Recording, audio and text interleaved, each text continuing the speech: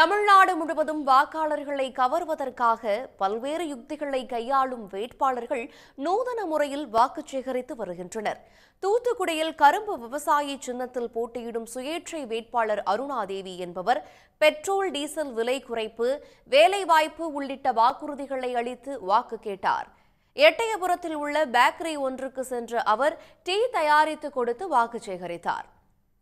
தூத்துக்குடியில் மற்றொரு சுயேட்சை வேட்பாளர் சிவனேஸ்வரன் என்பவர் பலூன் சின்னத்திற்கு வாக்கு கேட்டு தனி ஆளாக வீதி வீதியாக சென்று பிரச்சாரம் செய்தார். ஒற்றை ஆளாக பிரச்சாரம் செய்த அவரை மக்கள் ஆச்சரியத்துடன் பார்த்தனர். இதேபோல ஆரணி சுயேட்சை வேட்பாளர் ஜெய்சங்கர் மணியன் என்பவர் தனது சின்னமான ஸ்பேனரை கழுத்தில் மாலையாக அணிந்து கொண்டு தனி ஆளாக சென்று வாக்கு சேகரித்தார்.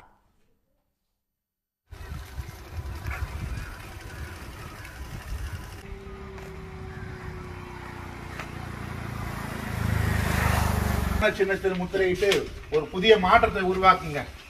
இது எலெக்ஷன் இல்ல, நமக்கான யுத்தம். இது கடைசி போர். 57 வருஷமா ஓட்டு போட்டோம். இதுல எந்த மாற்றமும்.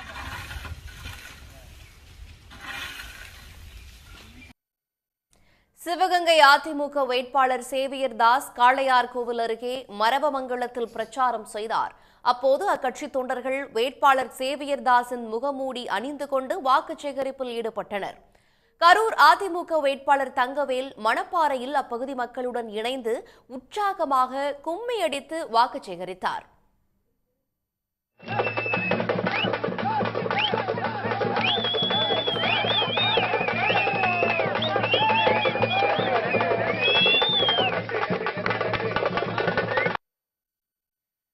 சென்னை திருவொற்றியூரில் திமுக சார்பில் நடந்த கலை நிகழ்ச்சியில் மாநில அரசின் சாதனைகளையும் மோடி அரசின் வேதனைகளையும் எடுத்துக் கூறி பிரச்சாரம் மேற்கொள்ளப்பட்டது.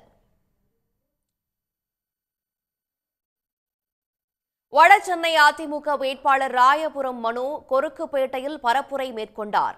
அப்போது துரித உணவகம் ஒன்றுக்கு சென்ற அவர் ஃப்ரைட் ரைஸ் தயாரித்து கொடுத்து வாக்கு சேகரித்தார். மத்திய சென்னை தேமுதிக வேட்பாளர் பார்த்தசாரதி மண்ணடியில் தீவிர வாக்கு சேகரிப்பில் ஈடுபட்டார். காளிகாம்பாள் கோயில் வாசலில் உள்ள பூக்கடைக்கு சென்ற அவர் பூ கட்டி கொடுத்து வாக்கு சேகரித்தார்.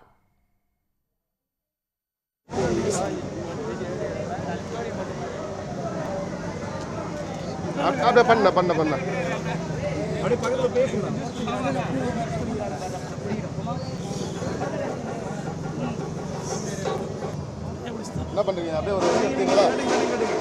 பைக் ஒன்று எடுத்தீங்களா? அப்படியே பைக் பூ கட்டுற இடத்துல பைக் ஒன்று.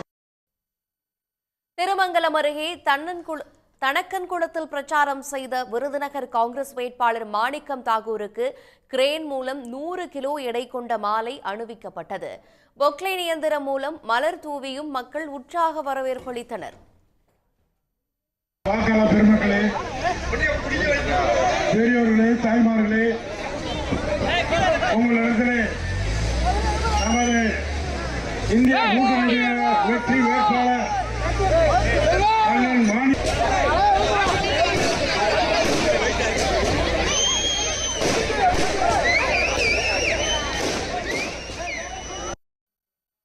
திருவண்ணாமலை பாஜக வேட்பாளர் அஸ்வத்தாமன் சாக்ஸுடன் விவசாய நிலத்தில் இறங்கி களை எடுத்தார். 100 நாள் வேலை திட்டம் மீண்டும் தொடங்கப்பட்டு 320 ரூபாயும் பின்னர் அது 500 ரூபாயாக உயர்த்தி வழங்கப்படும் எனவும் கூறினார். பின்னர் சாத்தனூர் சென்ற அவர் திருவள்ளுவர் சிலைக்கு விபூதியால் பட்டையடித்து குங்குமம் வைத்து வழிபட்டது சர்ச்சையை ஏற்படுத்தியது. உடனுக்குடன் செய்திகளை தெரிந்து கொள்ள சன் நியூஸ் பெல் ஐகானை கிளிக் பண்ணுங்க.